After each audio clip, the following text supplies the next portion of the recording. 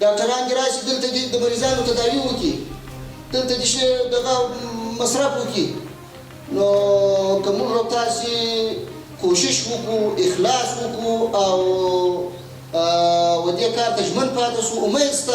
شته چې موږ تاسو و دې هدف ته ورسېږو چې یو کال وروسته 2 کاله وروسته موږ ستاسې یو افغان هم دا ضرورت نه کړي احساس چې بل ملک ته د علاج لپاره ولاړ شي.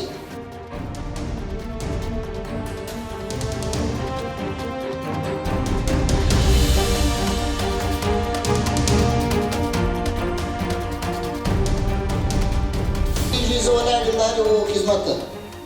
راسئ دلته شتمني مصرف کړي تجاران ورونه دې راشي دلته دې شفاخانې جوړې کړي روغتونونه دې جوړ کړي ډاکټران دې راشي دلته دې د مریضانو تداوي وکړي دلته دې دغه مصرف وکړي نو که موږ او تاسې کوشش وکړو داسې جهاد د افغانانو په مقابل کې جهاد نه دی دا اعتراضونه به پر موږ باندې واردېدل خو موږ د مجبوریت په خاطر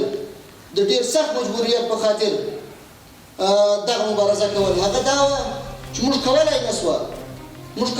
چې د امریکایانو واډو ته ځان ورسوو موږ کولی نه شوه چې د اشغالګرو په مقابل کې جهاد وکړو چې دغه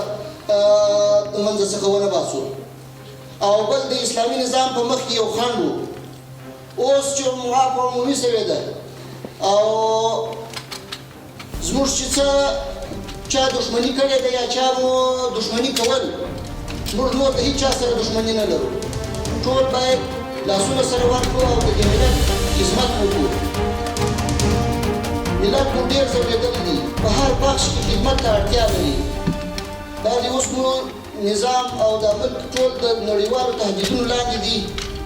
بندیزونه راباندې لګېدلي دي پیسې مو کنګل شوي دي په رسمیت مو څوک نه پېژني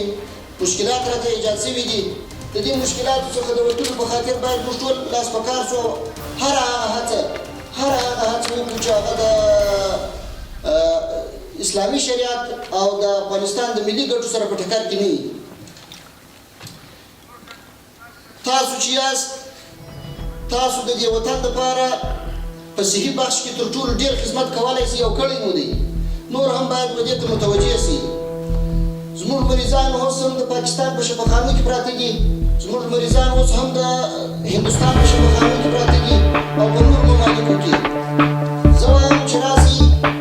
دې کار ته متوجه شو او دا قصد وکړو او دا عهد وکړو چې نور باید هېڅ افغان د بل ملک ته د تداوي لپاره ولاړ نه شي هر قسم تداوي باید موږ دلته په افغانستان کې په مریض باندې وکړو که شفاخانو ته ضرورت وي شفاخانې جوړې کړو که مسلکي ډاکټرانو ته ضرورت وي چې د دې وطن څخه وتلي دي راویې غواړو رادې چې ټول دې راسي زموږ وروڼه دي خدمت دې وکړي و دې وطن ته و دې ملت ته موږ د هېچ چا سره دښمني نه لرو او هر یو په خپل غېږ کې نیسو او مرحبا ورته وایو نو لهذا موږ او تاسې ټول باید کوشش وکړو او دا عزم وکړو چې نور باید د افغانستان څخه هیڅ مریض یو نوعه مریض هغه که د سرطان مریض دی که د نورو لاعلاجه مریض وي چې دلته یې موږ تاسې فلحاله تداوي نشو کولی ته ګوره پر دغه سرحداتو باندې د افغانستان څه حالات یعنې هیڅ ویښ ضمیر دا نشي منلی نشي برداشت کولی قسم په الله ده چې ما تر برداشت راوځي چې زه کله د افغانان وینم چې پر دې سرحداتو باندې په دې دروازو کې د نورو ملکونو د عسکرو د خوا څخه وهل کېږي او ډبول کېږي دا خوران مجبور دي دا څه وکړي نو موږ ستاسې څخه خدمت غواړي موږ تاسې باید شپه او ورځ پر ځان یوه کړو او کوشش وکړو چې په هر ممکنه طریقه کېږي باید دلته موږ تاسې دغه یو غټ ناورین چې رامنځته دي دا داسې نه دي چې دا اوس پېښه ده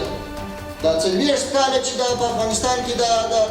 تحولات راغلي دي او دا ګډوډۍ دي دا مشکلات دي دا جنګونه دي موږ ستاسې هر څه د مابین څخه وتلي دي که په ما باندې وي هر خدمت د هر ورور کېږي د هر ډاکټر کېږي زه ولاړ یم د هر یو خدمت ته راسئ دلته شتمني مصرف کړئ تجاران ورونه دې راسئ دلته دې شفا